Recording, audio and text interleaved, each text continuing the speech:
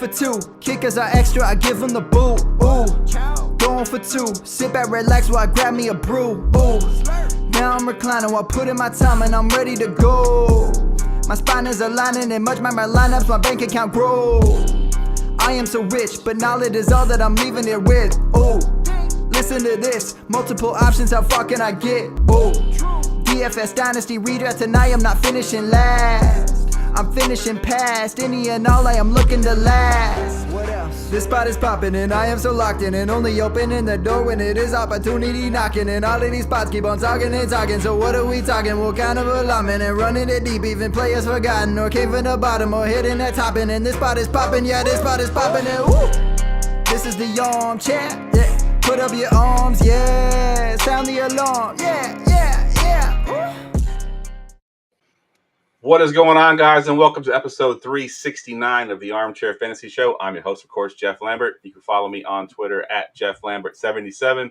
Of course, we're here every Wednesday night at 9:30 p.m. on the Going for Two Live podcast network. We are on Facebook Live, YouTube, Twitch, and Twitter, and, of course, syndicated on all major podcast networks. And you can also find all of our audio and video content at goingfor2.live. I'm here with my co-host who could not make the show last week. Kyle filled in admirably for Ryan last week, but of course Ryan is here this week. Mr. Ryan Searfoss, you can follow him at Foss534 on Twitter. What's up, Ryan?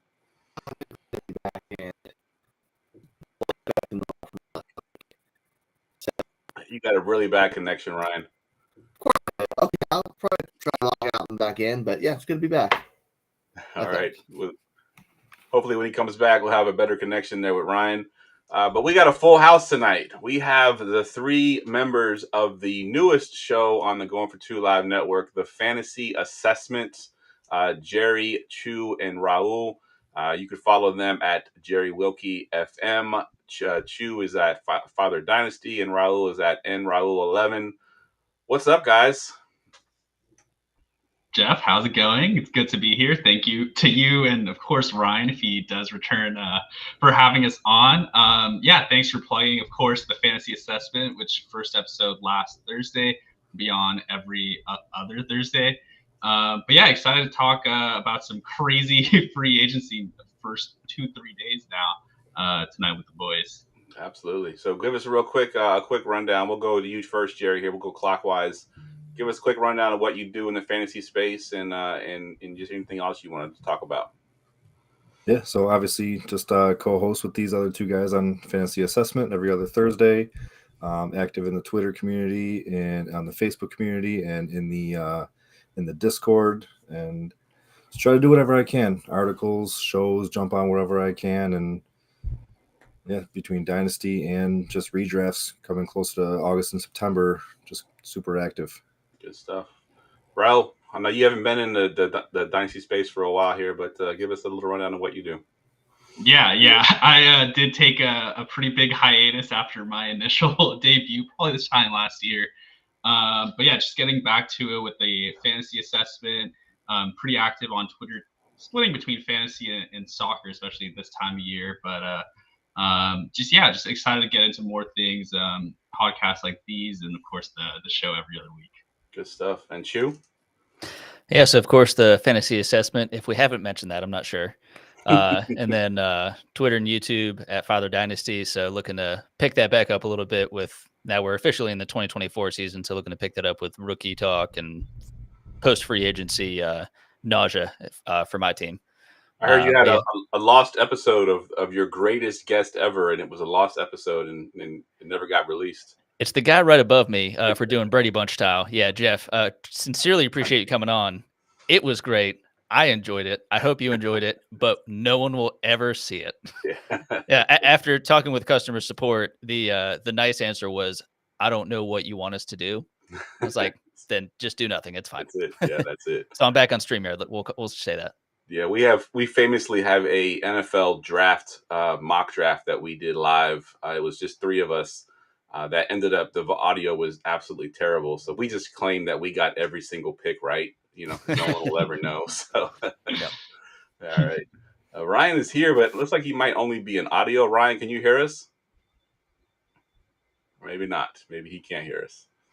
All right, so we'll leave him off for now, and hopefully he can get his situation fixed over there. So yeah, as always, the show is brought to you by Underdog Fantasy.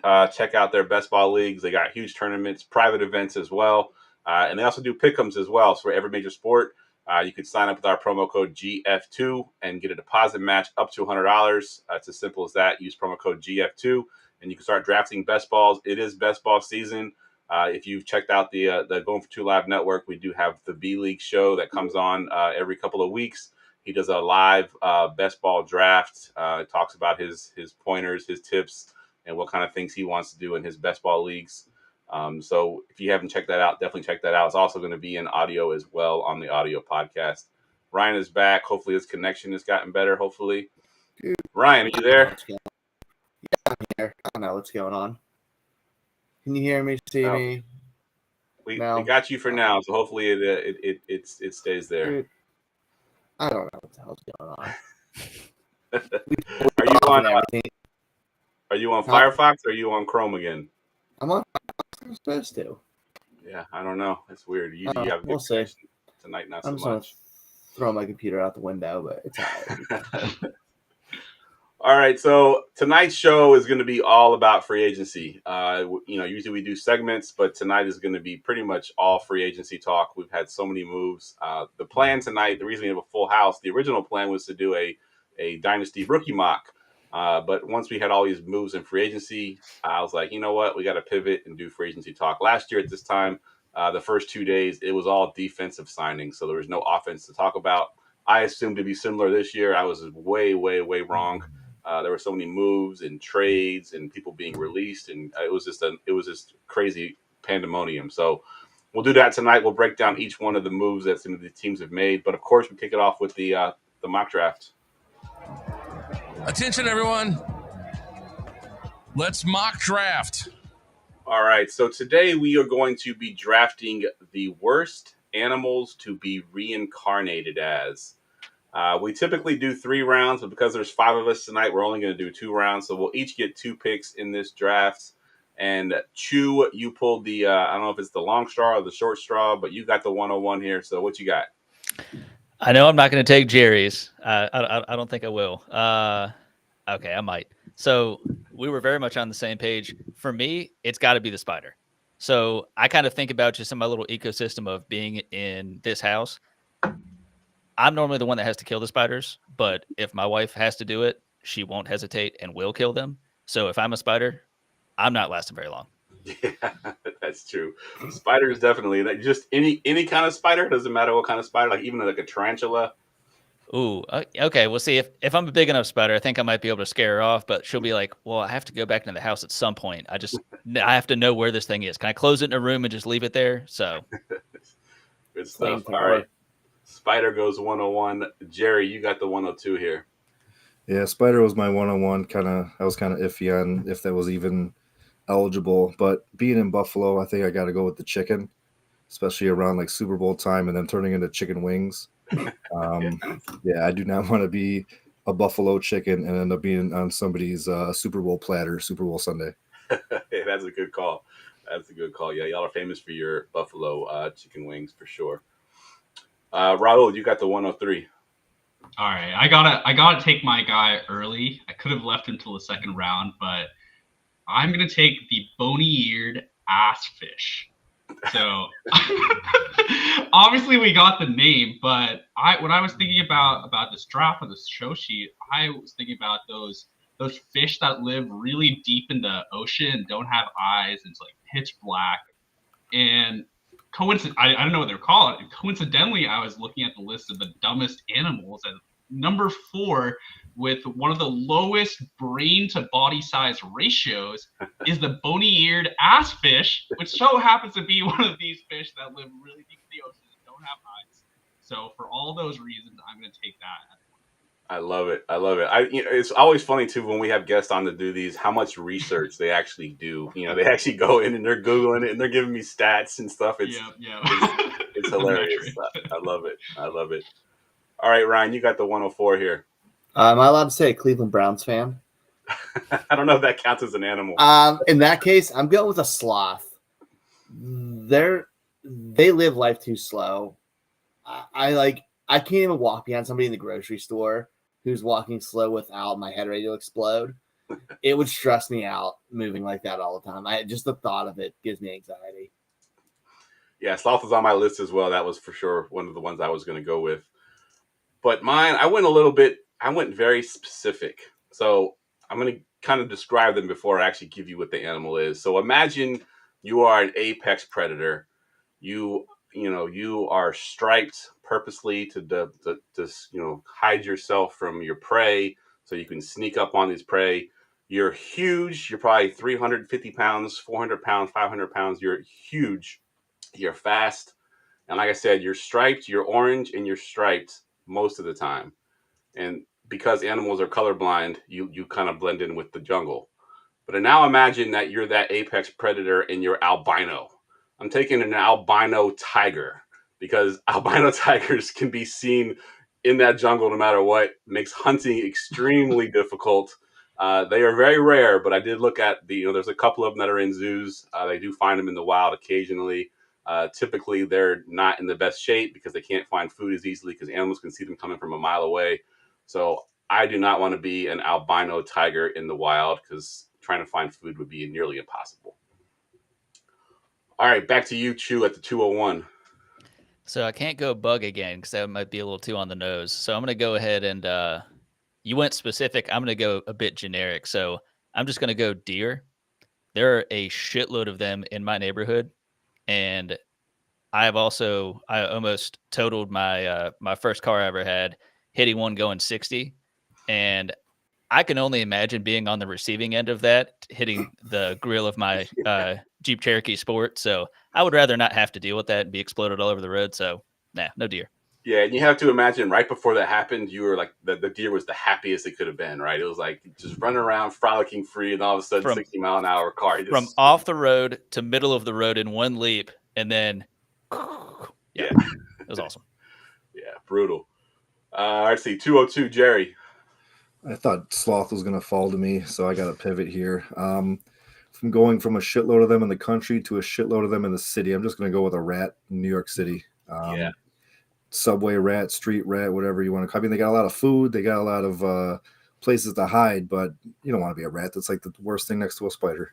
Yeah, 100%. In New York rat, actually, I literally wrote down a New York rat like on my list because that was a very specific one that I didn't want to be, for sure. Let's see who's got next. 203, Raul. Yes, sir. Yes, sir. I will take the emu because who wants to be known as the second largest flightless bird in the world? If you're an ostrich, like, all right, you got that title right. But emu, I just don't see it. It's all downside for me. So I think that's a worthy 203 selection. Yeah. I'm terrified of emus. They legitimately scare me, them and ostriches, more than almost any animal. Wow, ostriches are pretty freaky. I've seen one up really close. Yeah. Dude, you ever see the claws on an emu?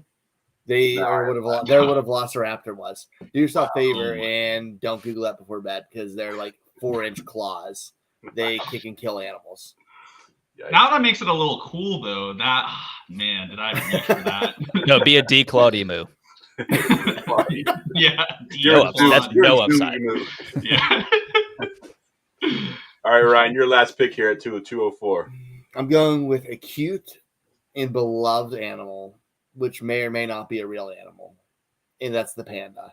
They are too dumb to survive on their own. They only survive in cages in the zoo. They almost went extinct because they're too dumb. They only have sex once a year, if they're lucky. The life of a panda is terrible. You just eat sticks and hope to survive and pray some nice humans take care of you. They're basically dogs without getting to go on walks. It's terrible, the life of a panda. That would be, and the pandas live a pretty good long time. Like some of these, like a spider, you get smashed, you die, and you get reincarnated as something else. So you got short life. But pandas you're living 30 years. You're living 30 years in stupidity. Yeah. Ryan, can you narrate that for Nat Geo? I want to see them like panning, like do like a little Ken Burns zoom onto a panda as you explain, like you're eating sticks, you're just having sex once a year. It sucks. That's awesome. All right, I'm going to close this out here at the 205, and I think I've used this animal before for a different reason on one of these drafts. And if you live on the East Coast, they're very prevalent on the East Coast. They only come out. One of them's a 7-year. One of them's a 17-year, which actually they live underground for 17 years. Only come out for once to mate, and then they go back into the ground. And the reason I don't want to be the cicada is because if you think of all the construction that goes on in the world, if you 17 years ago dug yourself into a hole, waited that long to come out, and then you hit the bottom of like asphalt, so like they just paved a road over where you were at. You can't even see the light of day. You're all excited to get out for your one last hurrah to have sex and then go back into the ground, and you can't even do that. You just get killed by the asphalt. So cicada But would good be for them for having sex with the lights on. Fair enough. Fair enough. Very confident. All right. So that was the nonsense draft. Now we'll jump into the news and notes as soon as I find the drop here. News and notes from around the league. All right. So this is going to be the longest news and notes section I think that we've ever done, because literally every free agent move is going to be a news and note. I tried to order them in somewhat of a hierarchy of being more important and less important, but we'll kick it off here with a big signing, and it's more about not necessarily the guy that we're going to be talking about, but the pieces around him. I'm talking about Mr. Kirk Cousins signing a 4-year deal with the Falcons. I'm gonna go to you, Chu, since you're the Panthers fan here. So now you've got to contend with Kirk Cousins in that NFC South. And like I said, it's more about not necessarily what Kirk Cousins could do for your fantasy teams, is what the Kyle Pitts of the world and the Drake Londons and even the Bijan Robinsons can do for you with Kirk Cousins there now. So talk about his impact to that team. Well, in terms of the Panthers competing with Kirk Cousins, I'll keep it short and say we won't. But I think after last season, you see Baker come back and you think, all right, well, Tampa Bay's probably going to be atop the division again. And then you see Kirk Cousins join the fold, where it's like, I don't think we ever thought they were just a quarterback away from competing beyond just winning the division. But I mean, Kirk is leaving Justin Jefferson. It's really hard to fill that void. But to be able to see him have that diversity of weapons, he also added Mooney in there. So I mean, it's London, it's Mooney, it's Pitts, it's Bijan. So he got a crazy amount of money. The Falcons are going to get the last 2-3 really good years out of him. And with Arthur Smith out of there, with all due respect to him, of course, I really feel like this offense can take the next step up and can really get the best out of everyone there. And fantasy-wise, I don't necessarily, we saw him on a bit of a tear before he had his injury last season. I don't know that we're necessarily going to see him do better in terms of points per game standpoint, but from the standpoint of him having a successful NFL season or 2 or 3, winning the division a couple years, I would assume, that's going to be more the benefit that you see than the fantasy benefit. Because I mean, again, it's not an upgrade in weapons necessarily, but he's surrounded by a lot of great weapons. So yeah, 100%. Ryan, I want to ask you, as far as those weapons go, kind of all been disappointments. I mean, Bijan had the 1 year, had a good rookie season, actually. People are down on him because he wasn't Christian McCaffrey in his first year, but had a really good rookie season. But a guy like Kyle Pitts, who, we've all been sort of waiting to break out, what does this do for his value? Is it pushing Kyle Pitts up pretty high in the rankings for you? Yeah, I mean, so tight ends with Kirk Cousins have averaged a 27% market share.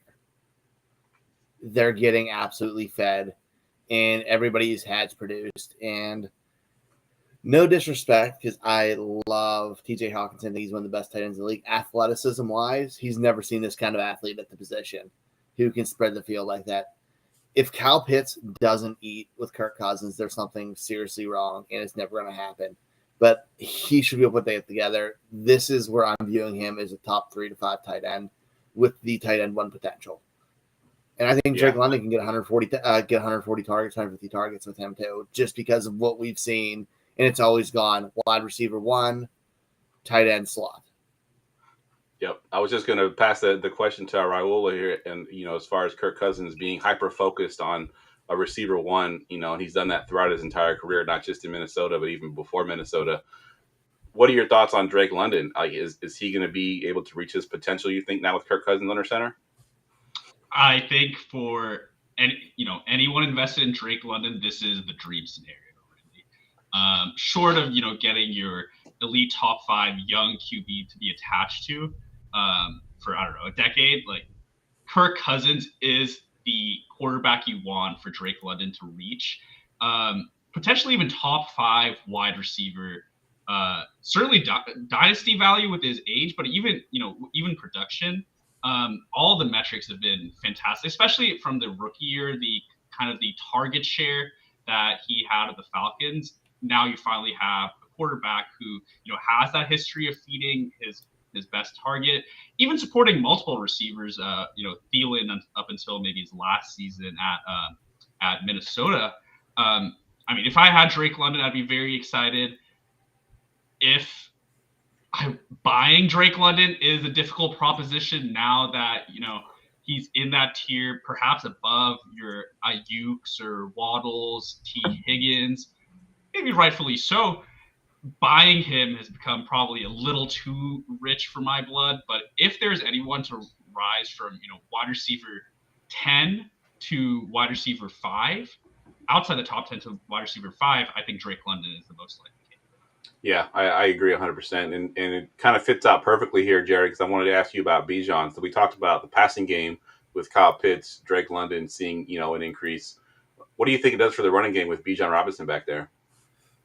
Everything just opens up for Bijan, and now that they have Kirk Cousins and he's on a 4-year deal, that number 8 overall pick could turn into help on the O-line that will help Bijan and Kirk. And we've seen Bijan be able to catch the ball out of the backfield and just run tough up the middle. And now, like Arthur Smith, I think was a big reason why Pitts wasn't that great, and a big reason why Algier was seeing a lot of touches on the field. And I think all that goes away, and it is going to be the Bijan, Drake London, and Kyle Pitts show.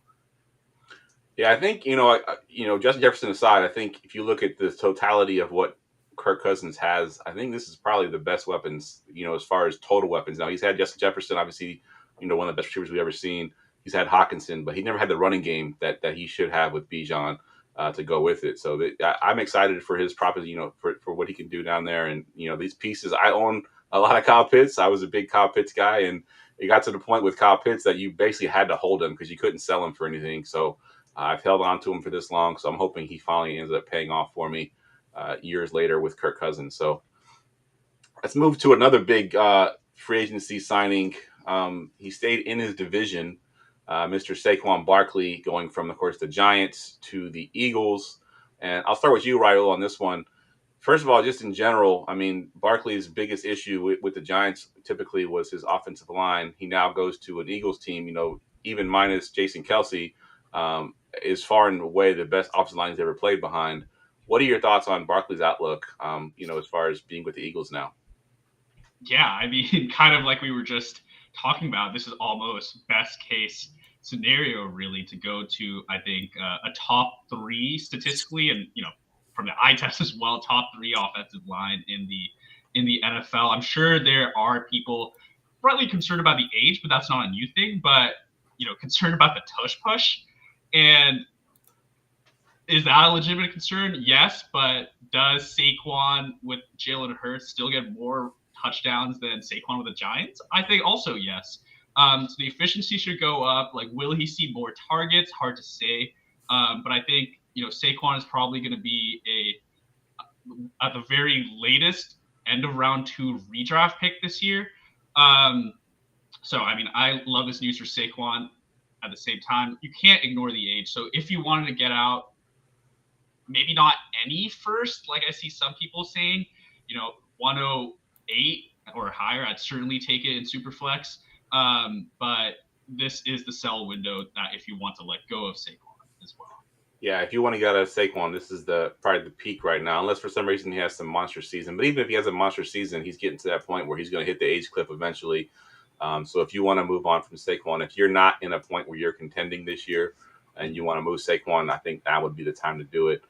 Chu, I want to ask you, as far as what Saquon goes, and Raul kind of touched on a little bit about the tush push and the Jalen Hurts factor, because not only is there a potential that Jalen Hurts gets those 1-yard touchdown plunges, but Jalen Hurts is also a guy that doesn't check down a lot because he has the running ability where he takes off. So Barkley may not get those check down opportunities. Are you worried at all about that with Saquon?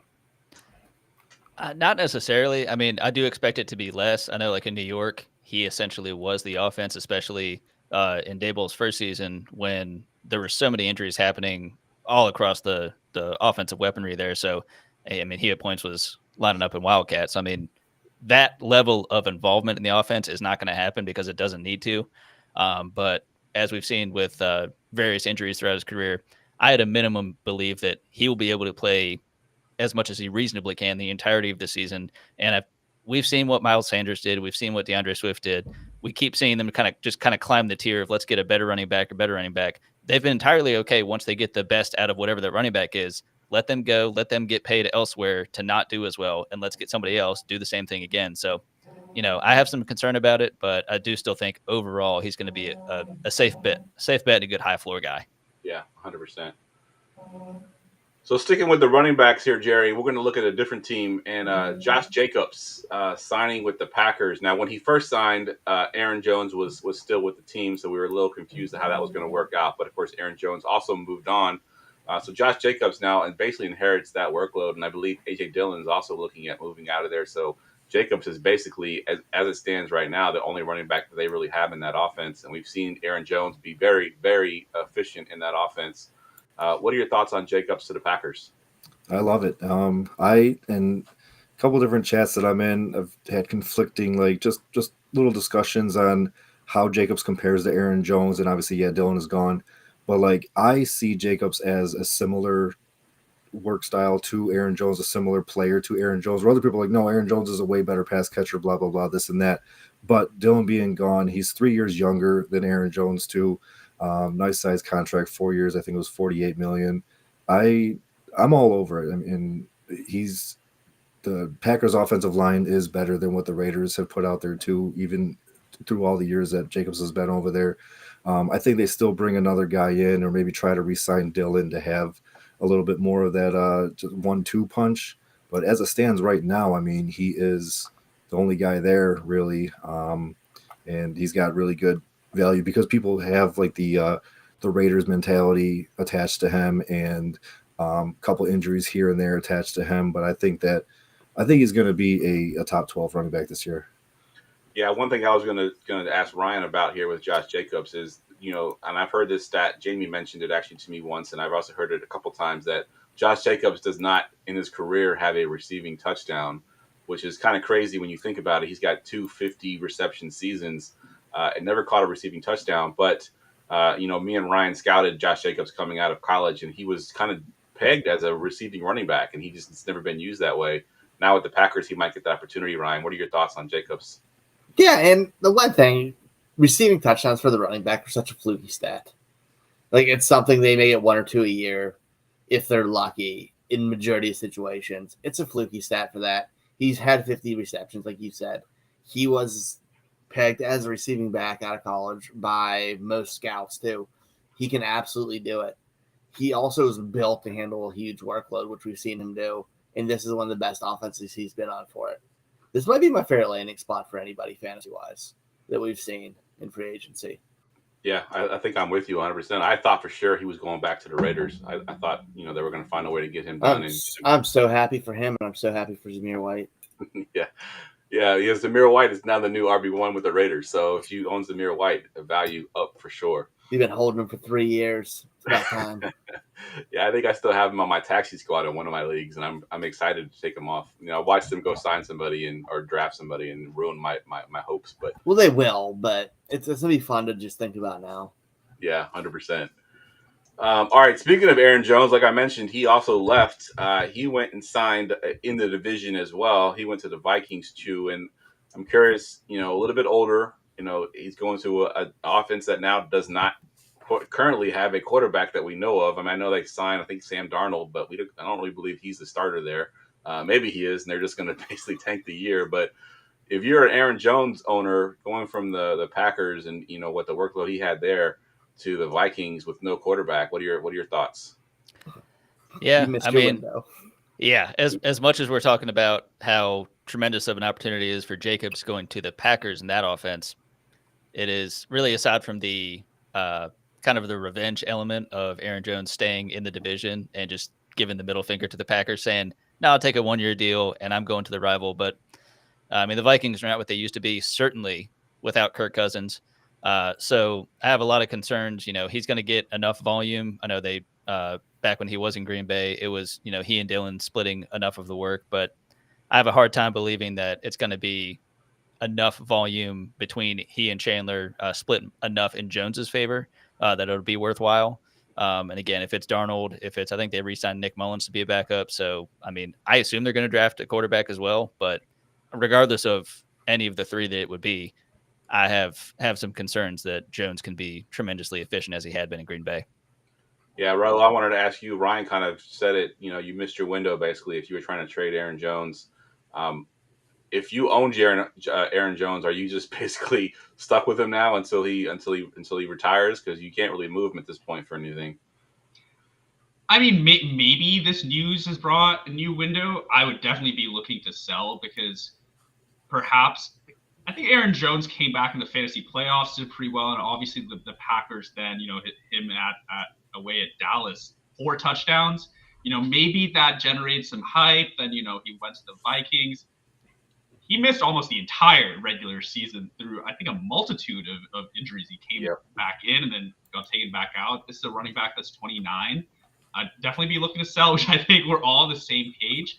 But I do think the value got a little bit of a boost there because what especially Chu has said about the quarterback situation is right. People might read that offense as someone that's going to be really poor next season, but it still has. For now, Justin Jefferson, of course, Jordan Addison, Hawkinson's injured, but Kevin O'Connell. There is a bit of a sexy feel about the Vikings, even at least to me, even without the quarterback. And I think there might be that last spark of value to take advantage of. Yeah, I think the one thing you can kind of point to with Aaron Jones, and one thing that might help his fantasy value is he is a pass catcher, and he's one of the running backs that's not just a pass catcher in the sense that I'm taking check down passes all day.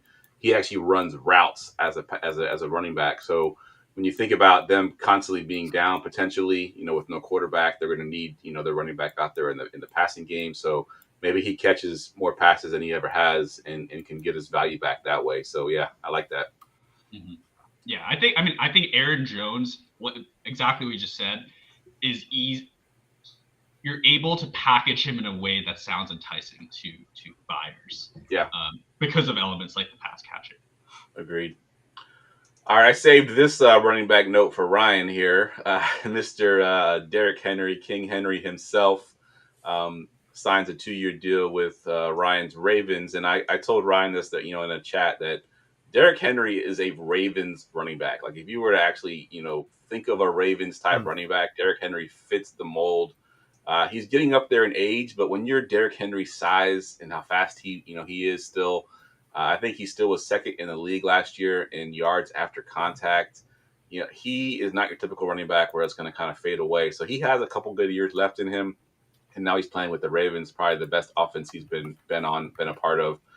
Ryan, talk about Derrick Henry and that Ravens offense. Dude, I'm so excited for it. Like you said, he's the perfect fit. That offense, I mean, as much as I like Gus Edwards, him and Justice Hill are not Derrick Henry. Derrick Henry's offseason on a pretty bad football team where everybody on the planet knew he was getting the ball. Still had 1,100 rushing yards and 12 touchdowns.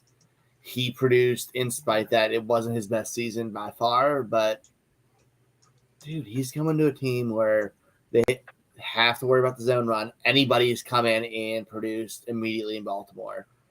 I think he's going to fit in well, and he won't have to get absolutely hammered with rushing attempts to produce. Yeah, 100%.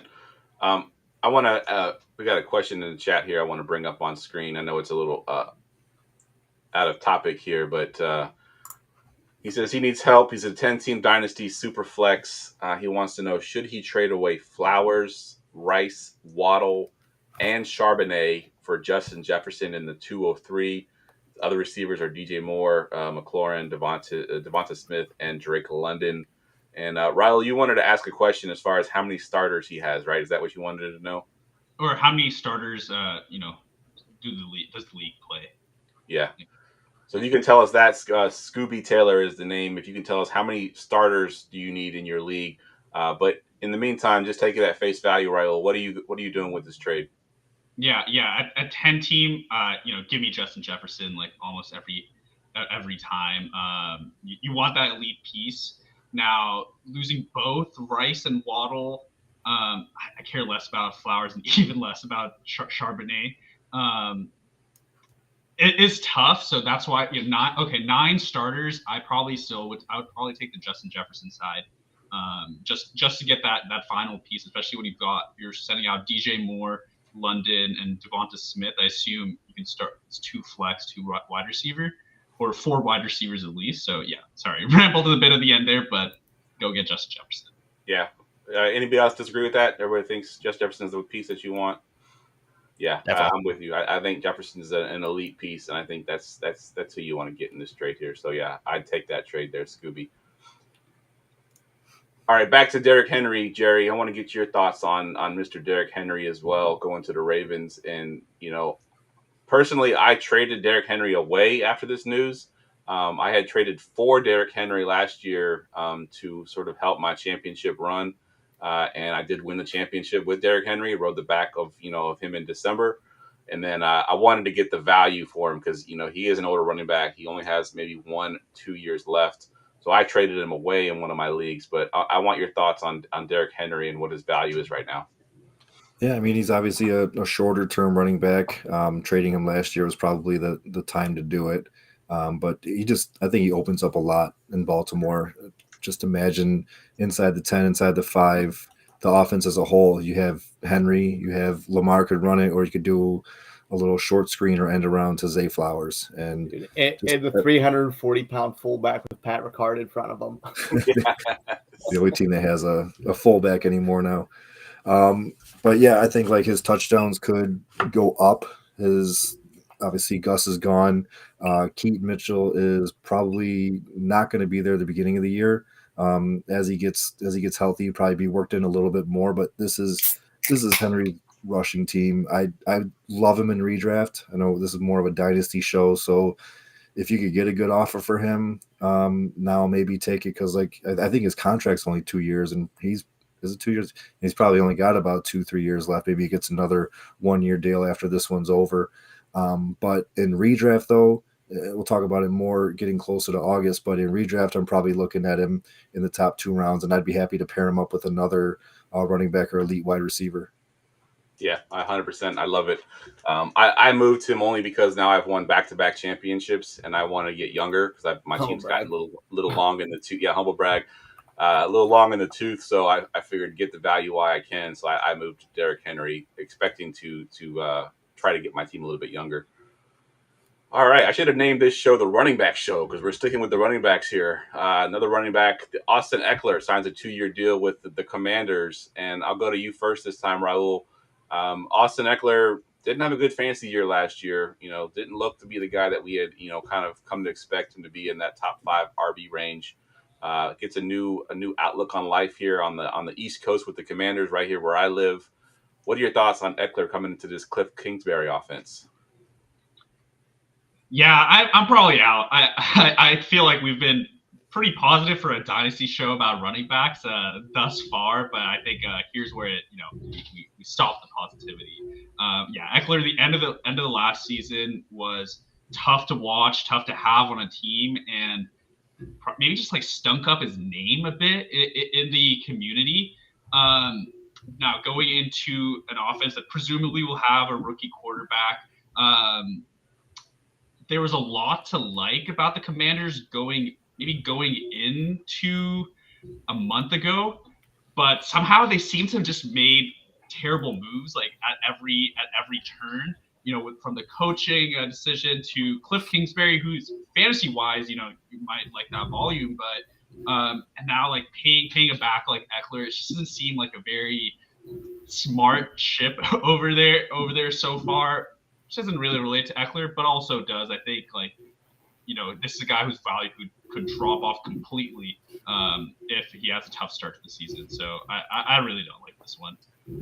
Yeah, living here in Washington like I do, I'm not a fan of the Commanders, but a lot of my friends are fans of the Commanders, and they're all excited because they think they're getting the Austin Eckler of 2 years ago. And I pointed them to a TikTok that I saw that was very telling. So 2 seasons ago, Austin Eckler had a breakaway run and was clocked at doing 20 miles per hour on a breakaway. Last year in week 11, so 5 or 6 weeks after he came back from injury, he was clocked on a breakaway run where he was caught from behind doing 13 miles an hour. That is a very telling stat that he was extremely slow. Now, maybe he came back too early and maybe he'll be fully healthy and we'll see a different Austin Eckler. I do think that he has some value in the sense that he's in a Cliff Kingsbury offense that throw the ball a ton to the running back, and he can still catch. So, and I think he's one of those running backs, like I mentioned with Aaron Jones, that can run actual routes. He's not just catching checkdowns and screen plays. He can run actual routes and still get separation. So his PPR value is still there because I think he'll catch a ton of passes. But, Eckler, surprisingly, has never had a 1,000-yard rushing season in his career. So, receiving is where he's making his money anyway. So if they can get that out of him this year, maybe he doesn't need to be as explosive as he has been in the past. Ryan, I want to ask you just real quick on Austin Eckler. What are your thoughts on Eckler going to the Commanders? I hate it. Like, we're going. I know it's Cliff Kingsbury, and we all feel great about that. But we also are coming from an offense that leads the leading pass attempts almost every year, and everybody knew he was passing when they were passing, and they're going. And he was inefficient when he was running, while teams are still expecting the pass. He wasn't seeing stack boxes. He averaged 3.5 a carry last year, which is atrocious for a starting running back. I know the targets will get there, but what's the difference in him at this point of his career than like a Deion Lewis was back in the day? I'm out. And I've seen the comments about Brian Robinson. I think he's still the back down of that offense. It's going to be free because of it, because he can actually run the ball. He has size. He's still athletic. Eckler will get his, but I think it's just going to be short passes, and I just don't feel great about it. Yeah, I 100%. And I was giving that warning to some of my Commanders friends that aren't into it as deep as I am. Yeah, he did look washed, and that's what I said. I think he looked washed last year. In an elite offense, he looked washed. Yeah, and the Commanders will not be an elite offense for sure. And thanks for that comment, Aaron. I see your comment about Brian Robinson. Appreciate that. Appreciate you tuning in. All right, sticking with the running backs. We got a couple more notes on running backs. We'll make these last couple ones short. DeAndre Swift signs with the Bears. Chu, why don't you take this one? So this one hurts as a Virginia Tech alum, so we're going to see a Khalil Herbert slide down the ranks there. But, I don't think this is going to be as precipitous of a fall, seeing Miles Sanders leave and go to Carolina and just completely shit the bed. But I do think it's going to be a bit of a concern that people are thinking he did so well in Philly, he can do better or even as good in Chicago. And I really don't think that's the case. I understand why he, getting his money, and I can understand again, like what we talked about with Saquon, Philly's not going to pay that. They're going to go for the next guy, the better guy. And for Swift, I mean, he's shown injury concerns when he was with Detroit. He put it all together with Philly, but I think he's going to kind of crash somewhere between what he was doing with Detroit and with Philly in Chicago. But, I know it's going to be a rookie quarterback, and it's not going to be Justin Fields, guys. But I wouldn't want to deal with the stress of that and rolling those dice and seeing if he can perform as well as Philly, because he won't. Yeah, 100% agree. And we have the conductor of the hype train, of the Roshan Johnson hype train in the chat, Jamie, and it pretty much kills his value, right? I mean, you mentioned Khalil Herbert, but Roshan Johnson was behind Khalil Herbert. So DeAndre Swift pretty much kills any value there. Matter of fact, any running back right now for the Chicago Bears, I want no piece of. I think it's going to be like a hot hand approach, and we'll see who gets the most carries in each week, and it could really hurt all their values. So I am out on DeAndre Swift. Tony Pollard to the Titans, the heir apparent to Derrick Henry, who's now moved on. Jerry, talk about Tony Pollard. He was a bit of a disappointment for fantasy people last year. We thought he'd be, really good. Obviously, he was not. Now he gets a new outlook on life with the Titans, replacing Derrick Henry. And a little bit of competition there with Tajay Spears, who we all were kind of excited about as Dynasty owners to see what he can do. So now there's a competition there with Tony Pollard. What are your thoughts on Pollard with the Titans? Yeah, I mean, I kind of got similar thoughts as what we have about DeAndre Swift, and Pollard's a little. I don't think he's going to be bad. It definitely helps that we'll probably talk about him in the wide receivers, that they added another weapon, Calvin Ridley, so that does open up the offense a little bit more, having him and DeAndre Hopkins there now. Does hurt as a Spears owner for sure. kind of like Roshan is hurt now with the Swift news. But I mean, it's not. It really didn't move the needle for me. Somebody's got to go in there and grab Derrick Henry's 250, 300 touches. Maybe it's not all Pollard, but he's gonna have a lot of volume, so he's gonna have a little bit of value in that sense. But it's gonna be not overly excited about it. He's more of a zero RB strategy, kind of take him in the mid rounds and hope everything works out. Yeah, I mean, however you felt about Pollard with the Cowboys, at this point, you got to knock it down a couple notches because of that offense. I know that they've signed some good pieces. They went out today, and it's not on the show sheet because it happened to be a little bit before we came on the show, but they went out and got Calvin Ridley. They've got some good pieces there. They do have a second year quarterback. So it's going to be a little bit tough sledding coming from an offense where he couldn't really do much in that offense. I don't know what he thinks he can be able to do in this offense here. So it'll be every interesting. down back. Like he's just not an every down back. He's not built right. for that. He should be an auxiliary piece for the offense. Yeah, and then maybe that'll help him out. Maybe he'll be the auxiliary piece here with the Titans. I don't know if Tajay Spears is an every down back either, though. So they don't have that every down back on their roster. So they're going to be filling those holes with the two guys and see what they can do with them. A couple other small running back signings. We got Devin Singletary to the Giants, who surprisingly had a very good season last year with the Houston Texans.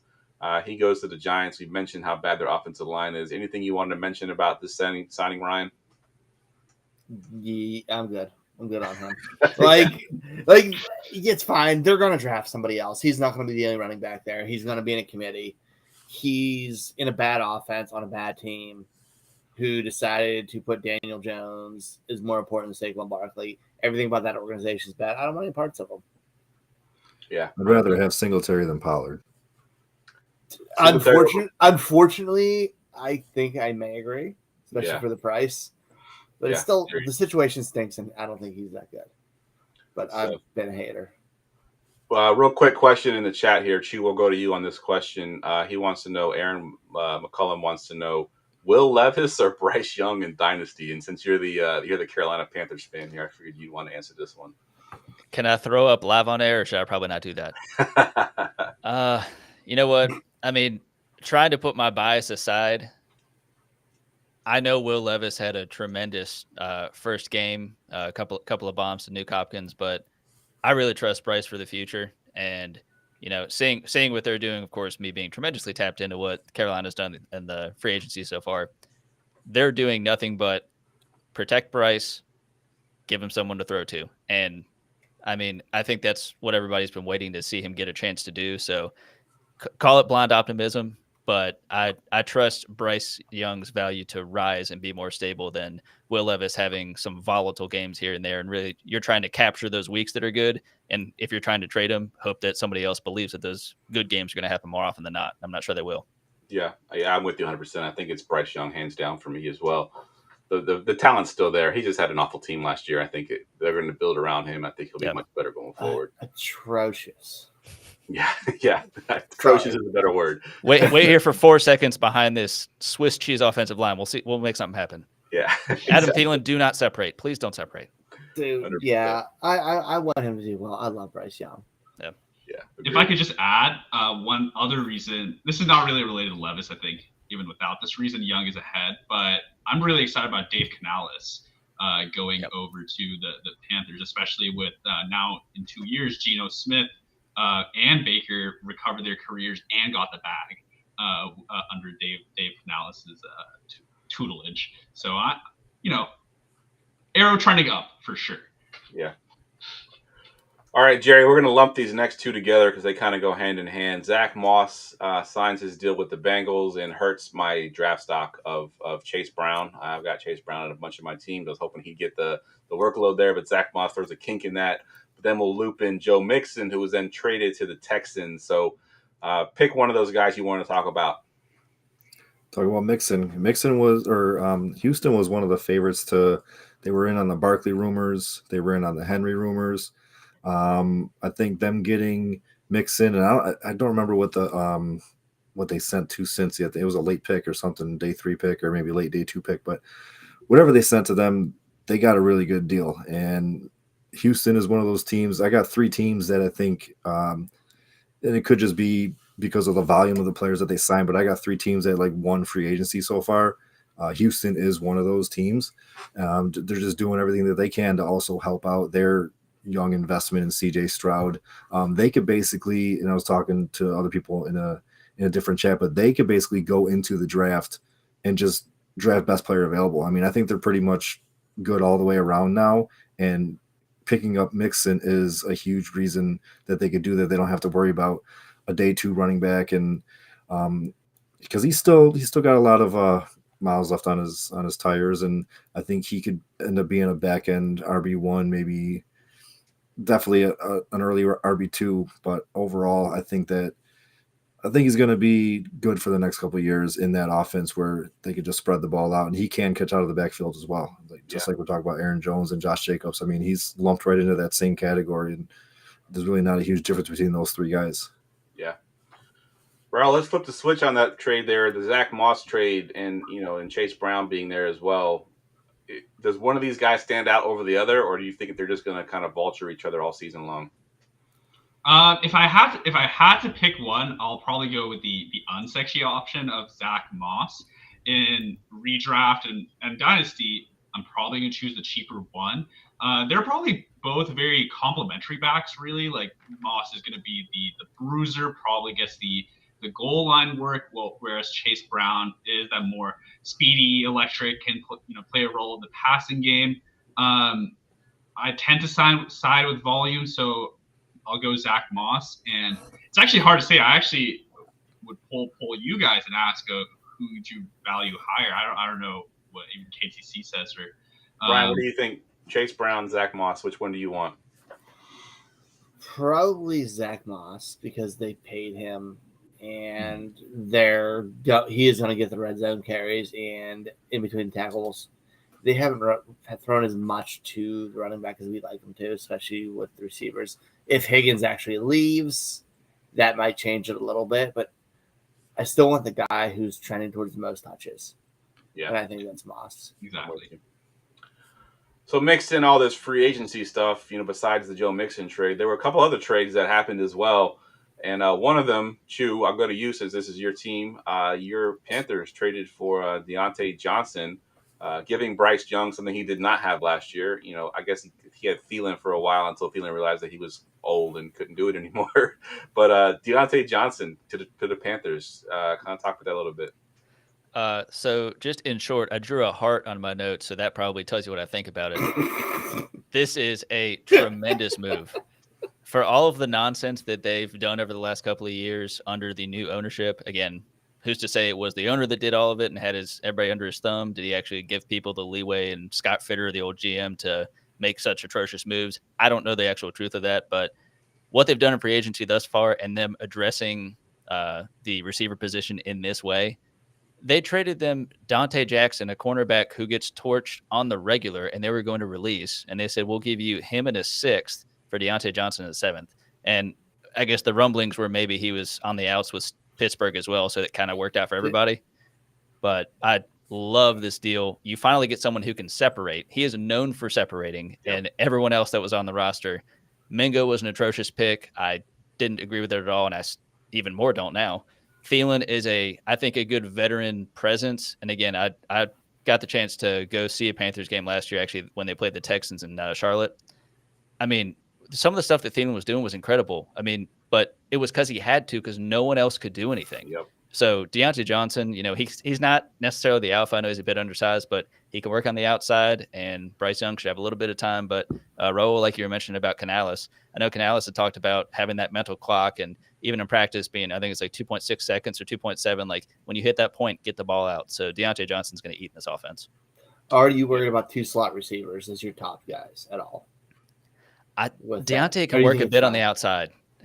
Not as a true X, a true above 6 feet. So don't need to be creative and get him moving a little bit, but I think he can work around a little bit. And did you I think they go. Sorry, go ahead. Oh, Right, I'm saying go roll. You're good. Yeah, I was just gonna say I think they go. They have 33 and 39, so I think they go receiver, maybe like a Keon Coleman, or I just feel like Xavier Legette is going to be a Panther. Maybe it's the Jonathan Mingo, but he's also from South Carolina. So I could just see like a big body receiver coming in one of those picks. Yeah, I think at one point last year, it was early in the season, but I think Thielen was like he might have even been top 2, top 1 at one point with his the amount of volume that he was getting. He was killing it for a while. He just couldn't maintain that all season long because he is older. But if Deontay Johnson gets that kind of workload, he's going to be a top receiver in fantasy for sure. I mean, he was good in Pittsburgh, a target monster in Pittsburgh. If he does the same thing with Carolina, I think he's going to be huge for fantasy. So I love the move for sure. The thing with Deontay is just 2 seasons ago, we saw him have the most targets ever for a receiver and not catch a touchdown, which is honestly not that crazy to think that if he gets a 100 catch season for 900 yards and 2 touchdowns, is that really that ridiculous to predict? No, absolutely. So it's going to be a great NFL move. I'm still undecided on the fantasy. Yeah. Ryan, I want to ask you about this one because you live in the Pittsburgh area, so I'm sure you have heard all about Mr. Russell Wilson, Mr. Unlimited, going to the Steelers. What's he do for that offense? I'm not so much worried about Russell Wilson, but the pieces, the George Pickens of the world. What does he do for that offense? It's absolutely insane that they're not more excited in the city of Pittsburgh about Russell Wilson than they are. And there's some people who still think it's Kenny Pickett's job, which is just mind-boggling. I don't know what's going on. Pittsburgh media is insane. I think it's an upgrade for everybody. He's a real quarterback. Kenny Pickett has 23 career touchdowns in 3 years? Yep. It's an upgrade. Russ Wilson has thrived thrown to that big body wide receiver. Cortland Sutton last year. Cortland Sutton, Metcalf before that. Guess what? He has George Pickens now. I'm sure they're going to get somebody to play the slot. Rumors are it's going to be Tyler Boyd, as of reported by Antonio Brown today, which is also bizarre. But, it fits a system from the get. Will it bring winning? I don't know, but I think he'll produce there, and I think it's an upgrade, especially for George Pickens. Yeah, I'm with you 100%. I think George Pickens is a much better player than Sutton, and Sutton had a really good year last year with Russell Wilson. People just want to hate on Russell Wilson, but I do think he did some good things last year. They went on that long winning streak at one point too. So I mean, Russell Wilson still has a little bit. And I saw a meme already coming out. They're like, after Russell Wilson's first big game, the highlight's going to be Steele got it, STEEL. So, Russell Wilson and his corniness will come around, I'm sure. Oh, they were already selling "Let's Ride" T-shirts at the one Pittsburgh clothing store that I like. It just infuriates me. It's amazing. All right, we have one rumor that potentially could happen with T. Higgins. You mentioned a little bit earlier, Ryan, about him potentially being trading. I just want to know the consensus, here. Does everyone think he actually gets traded, Ryan? If it happens, it's going to happen on draft day. It's going to happen during the draft with them trying to move up for somebody with team who wants wide receiver. I think he's going to go or hold out because we've seen this with wide receivers a lot. Teams have not been putting up with it, especially when they're that vocal in public. It's just been the way it's gone. When that happens now, unless he gets a big contract, they're going to get rid of him, and they can't afford to give him a big contract. So I think he's out. Yeah. Chew, I saw you shaking your head there. Do you not think he goes? You think he's a Bengal for at least one more season? Yeah, I mean, anytime this kind of thing happens, especially when it's a receiver, I want to take everything at face value that whether it's the player saying it themselves, whether it's the media saying they have sources undisclosed sources, but I think this year he's just going to be there in Cincinnati, and after this year figure it out. I mean, worst case, I know they started so rough the beginning of last season, Joe Burrow trying to figure everything out, and then he went out for the season, and then Browning stepped in. So I mean, if they can go into the season with him still on the team and they kind of get rolling, I think they're just going to kind of play the season out, and then he'll probably end up leaving because I don't know what they're going to get for him. Or, at this point, everyone's gone through free agency and they're already eyeing their people for the draft. So who's to say? But like Ryan said, if it's going to happen, it probably would be on or close to draft day because that's when people are really, really looking at what their team's going to look like by training camp. Yeah. So, Jerry, do you see some kind of A.J. Brown situation for the draft? T. Higgins moving during draft day? You see that happening? Yeah, I can see it happen earlier than that, within like the next week or two. We went into like this offseason with thinking that it was going to be like a great wide receiver free agency class, and then Pittman gets tagged, and then eventually a deal. Higgins gets tagged, Evans gets re-upped, and then it turns out that Gabe Davis and Mooney and Ridley are now the top 3 wide receivers, and they're all overpaid now. I think. I mean, Ridley Gabe Davis and Mooney are making $13 million a year, and Ridley just got a ugly contract today. Ridley's insane. I think that all that is going to lead to Higgins wanting a lot of money, and since he's saying no because they still got to pay Chase, and I think he's gone within the next couple of weeks. And finally, Raul, what are your thoughts here on T. Higgins? Do you think he's leaving? I wouldn't claim to know enough about the cap situations. Logic says they probably can't give him the contract that he wants and probably merits in this kind of market. Undecided, maybe go for excitement. For fantasy wise, Burrow's wide receiver 2 versus Panthers are taken out now, but a Giants wide receiver 1, does it really move the needle, on his fantasy value, on his fantasy production? I'm not sure. So if you have T. Higgins, just enjoy the ride, and I think this is a bounce back player for sure. Yeah, I actually traded for T. Higgins a couple weeks ago with the thought that this could potentially happen. Because you're right. The question is a receiver 2 and a good offense better than having a receiver 1 and a bad offense? And, it depends on the receiver sometimes. And I think T. Higgins, has that ability to be receiver 1. So I think if he gets a decent landing spot, he can be that guy.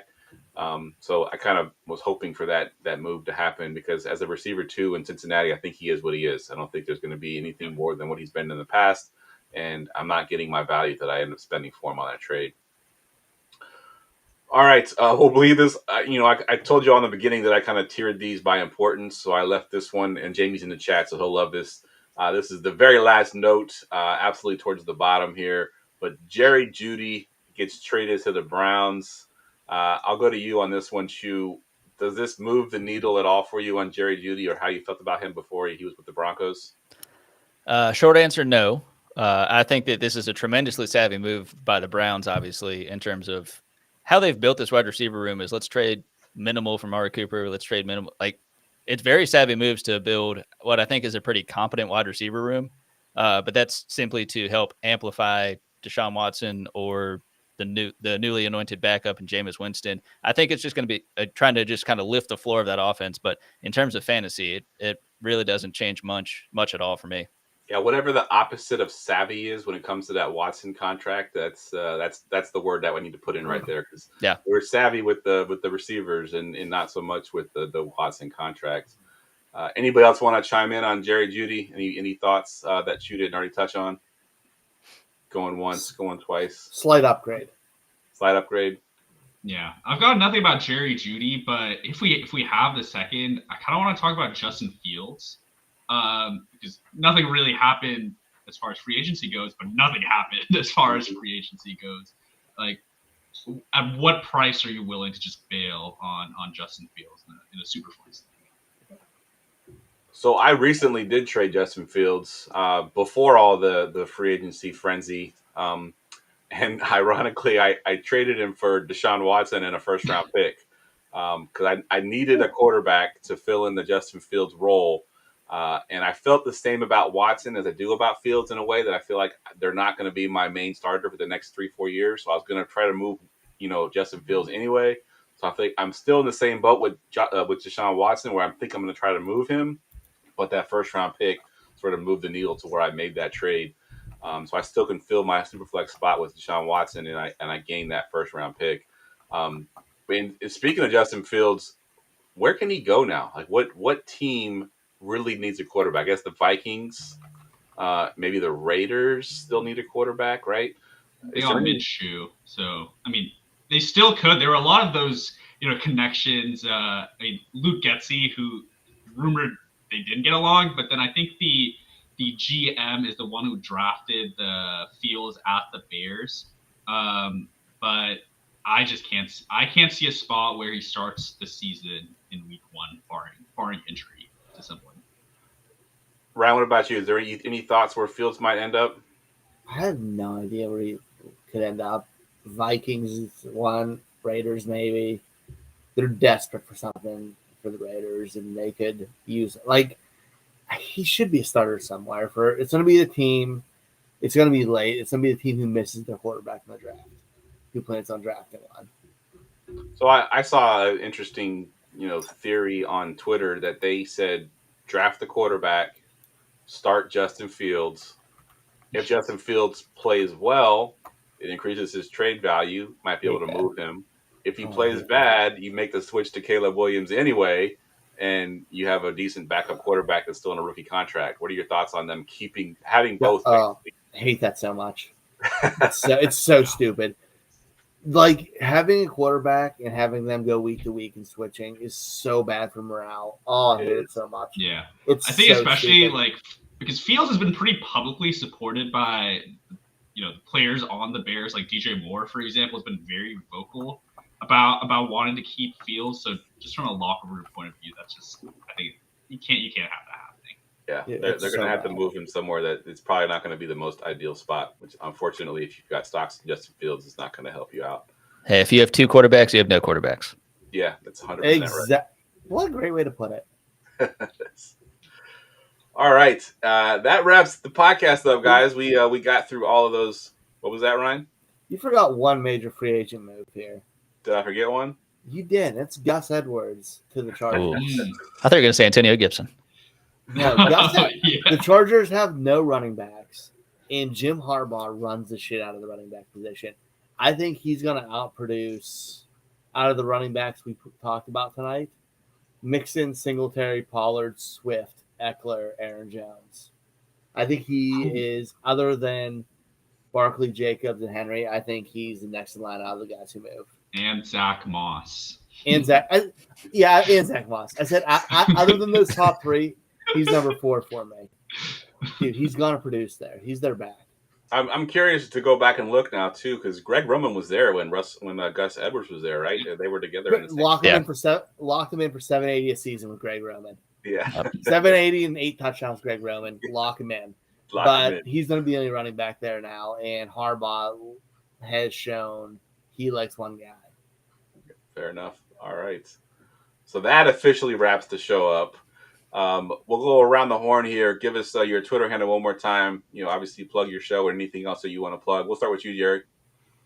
You can find me on Twitter at Jerry Wilkie FM and every other Thursday on the Going for Two podcast network for the fantasy assessment with my co-hosts Chu and Raul.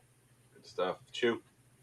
Same thing of what Jerry just said, except swap the names around a little bit there. And you can check me out on Twitter and YouTube at Father Dynasty. And, of course, have the podcast there. And, of course, the writing for rookie profiles and all Dynasty content over at Going for Two. Good stuff. And Raul? Just to reiterate, every other Thursday, the fantasy assessment with 3 of the guys here. But, no, thank you both, Jeff and Ryan, for having us on. You can find me on Twitter at nruffle11. Great show, guys. Good stuff. And Ryan closes out here. Yeah, find me here every Wednesday night, and then find me over at the Rookie Big Board, the Dynasty Big Board podcast.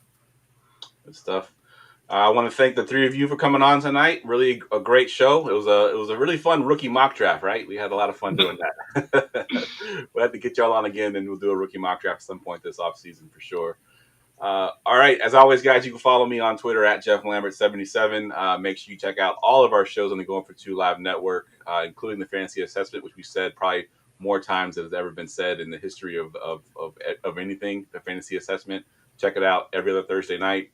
Fantasy Assessment. Fantasy Assessment. For Jerry, for Chu, for Raul, for Ryan, I'm Jeff, and we will see y'all next week.